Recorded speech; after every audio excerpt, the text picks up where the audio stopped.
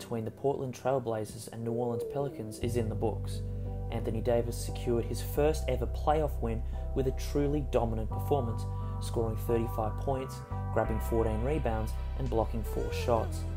It was an extremely impressive performance from the Pelicans, who led by as much as 19 deep into the third quarter.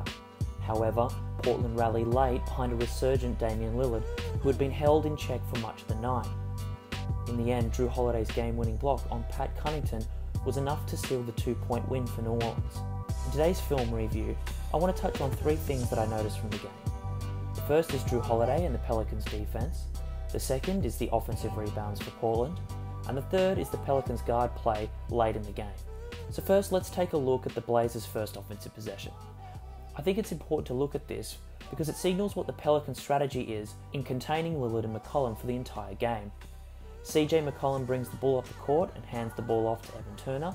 Holiday is on McCollum, E'Twaun Moore is on Turner, and Rondo starts off on Lillard. Turner moves across and hands the ball to Damian. Now, this is where things get interesting. McCollum is moving across to set an on-ball screen, and so too is Nurkic.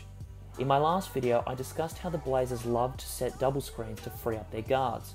This time, rather than the Pelicans' big sitting back, Davis is up and semi-trapping Lillard. Damian has little choice but to pass it off to Nurkic. The Pelicans know that this is coming, and Holiday and Moore help across to prevent the rolling Nurkic. Mirotic, seeing that Moore has dived into the paint, fades ever so slightly to get his hands in the passing lane. The key thing to take from this is that the New Orleans big is getting up to trap and get the ball out of Lillard's hand. The Pelicans want anyone not named Lillard or McCollum to take the shot.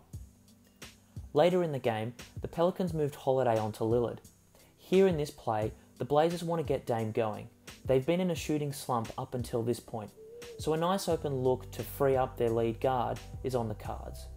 Lillard is sat in the right corner and the Blazers run some action on the left to get the set going.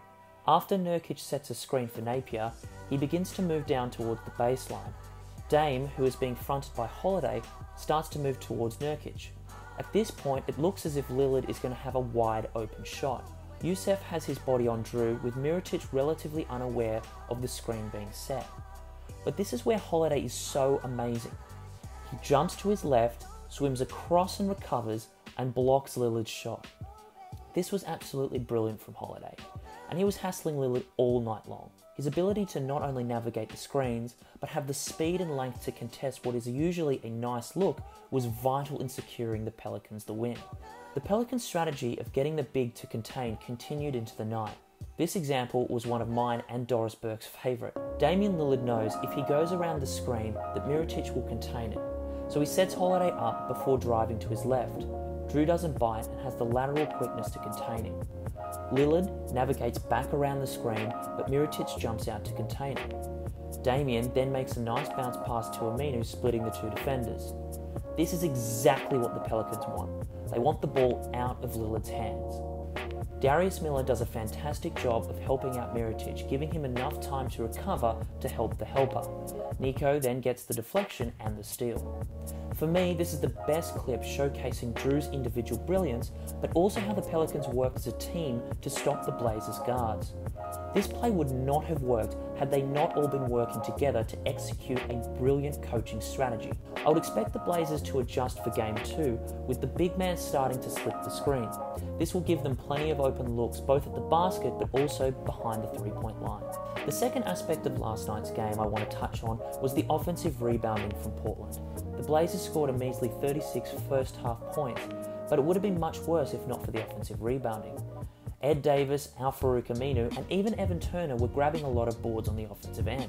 Often at times it'd be because they had better position, sometimes it was just because they were willing to outwork the Pelicans, and in other times it was just pure luck. At the end of the game, the Blazers made it a one-possession game because of their efforts, as it gave CJ McCollum a wide open look at the corner. In total, the Blazers grabbed 15 offensive rebounds for a 26.3% offensive rebound rate. However, this could have been much worse, and I will say that the Pelicans improved in their efforts on the boards throughout the game.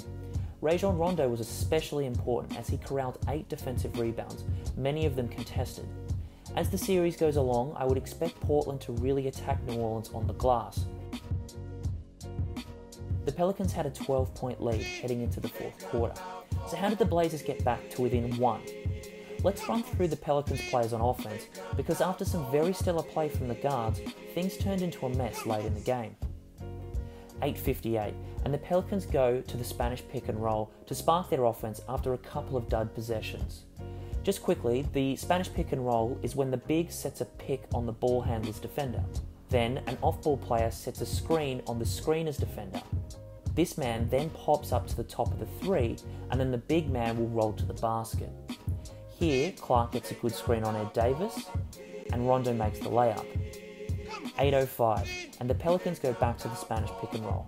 Rondo drives, misses, and Davis gets the board, the basket, and the foul. 7:36. Mirotić for some reason then decides to jack up a long 3 with no one in offensive rebounding position. Not a very great possession. 6:58. New Orleans goes right back to the Spanish pick and roll. It's a bit of a mess as the Blazers play it well. Jrue Holiday has to create late in the shot clock and hits the tough runner. 6:16. The Pelicans go straight back to the same play. You guessed it, the Spanish pick and roll. And this time they run it perfectly, with Davis slamming down the alley-oop. 5:13. New Orleans then goes to a high double screen, and Mirotić then makes a lovely inside pass to Davis, who makes the dunk. 4:45. The Blazers are putting more and more pressure on the Pelicans. It's back to the well one too many times as New Orleans runs the Spanish pick and roll this time with Davis and Mirotić. Rondo then goes on to miss the layup. 4:18. Then things get out of control as Jrue Holiday turns it over, making a terrible back pass to Davis.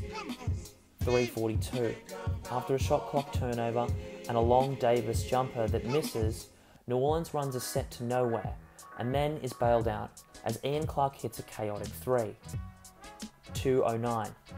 The Pelicans decide that it's probably for the best to keep it simple, so they put the ball in the hands of Rondo for a basic pick and roll. He drives and hits a really good layup. 1:22. New Orleans runs the very same play, but this time Rondo misses the layup as he has Davis wide open for 3. The creativity and passing has dissipated from the Pelicans' offense and things are stagnating. 58 seconds. It's now just a 1-point game and the Pelicans go to a pick and roll with Rondo and Davis. Clark unfortunately turns it over. Fortunately though, Jrue Holiday makes an amazing defensive play. 28 seconds.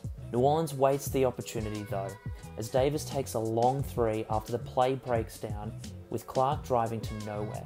I think the key thing to take from these sequence of events is that New Orleans started to slow the pace down and their offense just stopped. The pace and space style that they've instituted was absent. Now the Blazers definitely did a great job defensively late, but the Pelicans' creativity on offense just disappeared. This is something to keep an eye on as the series goes on. Portland will clamp down on defense and they do have a good defensive scheme. But will the Pelicans stay true to their new offensive philosophy and keep the fast pace?